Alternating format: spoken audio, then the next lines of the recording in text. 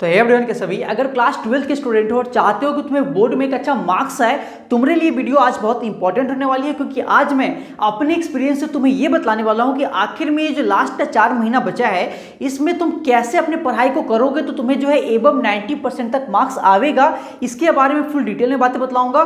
देखो, मैंने बहुत सारे स्टूडेंट्स को पढ़ाया और पढ़ा भी रहा हूं और उनको कौन सा स्ट्रैटेजी बतलाया गया था जिसके कारण उनको बहुत अच्छे मार्क्स आए भी हैं बहुत सारे बच्चों को। वही स्ट्रैटेजी जो है आज मैं सभी बच्चों के साथ शेयर करने वाला हूं। ध्यान से एक एक बातों को जो है अच्छे से समझना और समझने की कोशिश करना कि आखिर में कैसे जो है तुम्हें इस लास्ट का जो 4 महीना बचा है, अक्टूबर, नवंबर, दिसंबर और जनवरी, इसमें अपने पढ़ाई को करना है और 90% से ज्यादा मार्क्स लाना है। अक्टूबर मंथ में तुम्हें क्या करना है कि जिस बच्चे का अभी तक नोट्स कंप्लीट नहीं है उस नोट्स को कंप्लीट करना है। बहुत सारा बच्चा अभी कह रहा हो कि भैया मेरा तो नोट्स कंप्लीट है, मैं क्या करूं। देखो, मैं अभी सारे बातों को ध्यान से समझना, हर एक बातों को जो है अच्छे से बतलाने वाला हूं। जिस बच्चे का सबसे पहले नोट्स किसी भी चीज का इनकम्प्लीट है, चाहे फिजिक्स का हो, चाहे केमिस्ट्री का हो, चाहे तुम्हारा मैथमेटिक्स का हो, किसी भी चीज का अगर नोट्स इनकम्प्लीट है उस नोट्स को अक्टूबर मंथ में भैया ये जो फेस्टिवल मंथ है इसमें कंप्लीट करने का कोशिश करो।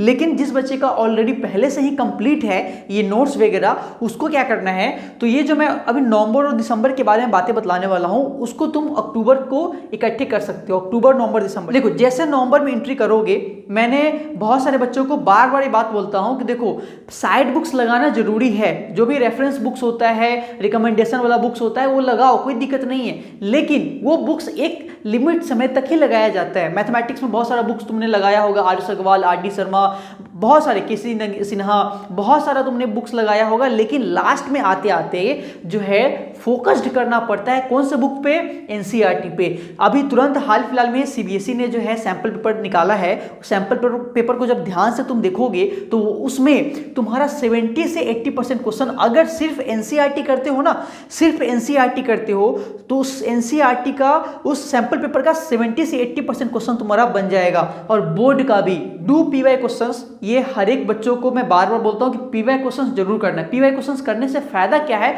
ढेर सारी फायदा है। अब ढेर सारा फायदा क्या है, तुम्हें पीवाई क्वेश्चंस करने से ये मालूम चलेगा कि किस चैप्टर से कितने मार्क्स तक का क्वेश्चन करता है और किस चैप्टर से कितने लेवल तक का क्वेश्चन करता है। तो तुम्हें पीवाई क्वेश्चंस कम से कम, चाहे तुम किसी भी बोर्ड के बच्चे हो, सीबीएसई के हो या किसी भी स्टेट बोर्ड के बच्चे हो, तुम्हें कम से कम 10 साल का पीवाई क्वेश्चंस करना पड़ेगा।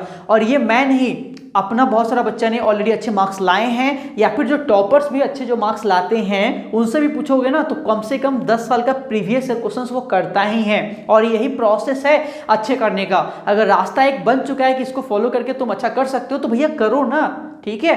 तो तुम्हें कम से कम 10 साल का प्रीवियस ईयर क्वेश्चंस करना पड़ेगा नवंबर दिसंबर के अंदर में, ठीक है। इसके लिए फिर आगे टाइम नहीं मिलेगा, तो इतना ही के अंदर में करना है। उसके बाद तुम्हें क्या करना है, तो रिवाइज प्रीवियस चैप्टर्स। देखो, जो भी चैप्टर्स तुमने पढ़ रखा है उसको अब बारी बारी से रिवीजन करना चालू करना है। जो भी चैप्टर्स पढ़ रखे हो, ऐसा नहीं है कि आपने जो चैप्टर्स पढ़ लिया उसमें आपको महारत हासिल हो गया है, नहीं, ये गलत है तुम्हारा माइंडसेट के अंदर। अगर तुम्हें लगता है कि मैंने इस चैप्टर में बहुत बड़ा फोड़ रखा है तो एक काम करो, उस चैप्टर से तुमने प्रीवियस ईयर क्वेश्चंस निकालो और उसी चैप्टर का प्रीवियस ईयर क्वेश्चंस बना के दिखाओ। अगर तुमसे बन रहा है तो ठीक है, तुमने उस चैप्टर में महारत हासिल कर लिया है भैया। और अगर नहीं बन रहा है तो वो चैप्टर अभी भी तुम्हारा वीक है, उसमें और अभी फोकस करना बाकी है। तो प्रीवियस ईयर क्वेश्चंस और रिवीजन स्ट्रैटेजी साथ में करो। जनवरी में आने के बाद क्या करना है, जो भी सीबीएसई ने सैंपल पेपर्स निकाला है, मैंने अभी थोड़ा देर पहले भी बोला कि सीबीएसई ने सैंपल पेपर्स निकाल दिया है, बाकी स्टेट बोर्ड भी निकालते हैं। तो जो भी सैंपल पेपर्स निकाला है या फिर उस समय तक जो है सैंपल पेपर्स आ जाता है, बहुत सारे पब्लिकेशंस का आता है, ओसवाल का, अरिहंत का, किसी का भी सैंपल पेपर्स ले सकते हो और सैंपल पेपर्स तुम्हें बनाना है, ठीक है। सैंपल पेपर्स भी कैसे बनाना है, तो मान लो कि अगर मैथमेटिक्स का सैंपल पेपर हम बना रहे हैं तो मैथमेटिक्स का क्या हमारा सारे क्वेश्चंस 3 घंटे के अंदर सॉल्व हो रहा है कि नहीं हो रहा है, इसको चेक करना है। ये सब जनवरी मंथ के अंदर करना है। और जितना भी सैंपल पेपर्स तुमने, मतलब मान लो मैथमेटिक्स का, फिजिक्स का, केमिस्ट्री का, जो भी तुम सैंपल पेपर्स खरीद रहे हो, सारे सैंपल पेपर्स का एक एक क्वेश्चन तुम्हें बनाना है, ठीक है। सैंपल पेपर्स के साथ साथ तुम्हें क्या करना है, तो एनसीईआरटी पर भी फोकस पूरा का पूरा बनाए रखना है, अदरवाइज मार्क्स लाना बहुत ज्यादा मुश्किल हो जाएगा। इन बातों को अच्छे से समझ लेना और इन बातों के साथ साथ कुछ बातों को और ध्यान रखना पड़ेगा अभी से। क्या है वो बात, तो मेक ए टारगेट। देखो, बिना टारगेट का कुछ नहीं होता है। अगर घर से निकलते भी हो स्कूल जाने के लिए तो एक टारगेट तुम्हारे दिमाग में रहता है कि मुझे स्कूल जाना है, तो एक टारगेट तुम्हें बनाना पड़ेगा कि मुझे जो है 90% मार्क्स चाहिए, मुझे जो है 95% मार्क्स चाहिए। ये टारगेट आज सेट करना पड़ेगा। नंबर दूसरा बात, मेक स्ट्रॉन्ग टाइम टेबल। बिना टाइम टेबल का कुछ नहीं होता है।